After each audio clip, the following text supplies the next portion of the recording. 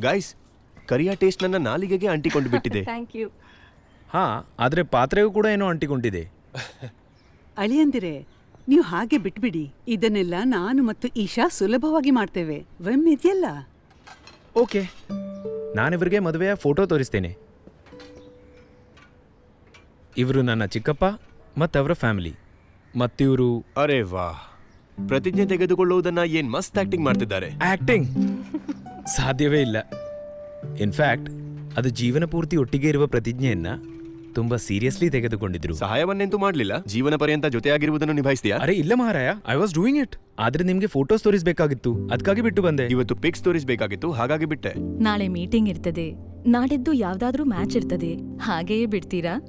ಈಗ ಏನಾದ್ರೂ ಕೆಲಸ ಇದ್ರೆ ಬಿಡ್ಲೇಬೇಕಾಗ್ತದೆ. ಅಂದ್ಹಾಗೆ ಈ ಕೆಲ್ಸ ಬಿಡುವ ಆಯ್ಕೆ ಈಶಾಳಿಗೂ ಇದೆಯಾ?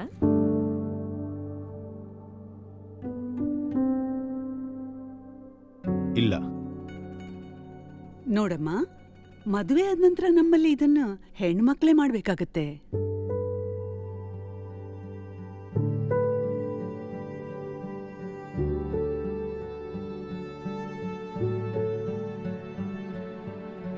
ಕೇವಲ ಅವಳದಲ್ಲ,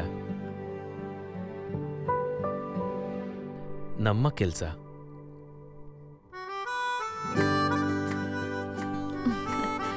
ಈಗ ಮದುವೆಯಲ್ಲಿ ಪ್ರತಿಜ್ಞೆ ಮಾಡಿದಂತೆ ಇಲ್ಲಿ ಸಮಾನವಾಗಿ ಜೊತೆಯಾಗಿ ನಿಭಾಯಿಸುವ ಪ್ರತಿಜ್ಞೆಯನ್ನು ಕೂಡ ತೆಗೆದುಕೊಳ್ಳಿ.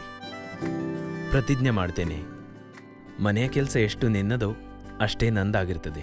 ಯಾವಾಗಲೂ ನಾನು ಇದನ್ನ ಅರ್ಥ ಮಾಡಿಕೊಳ್ಳುತ್ತೇನೆ.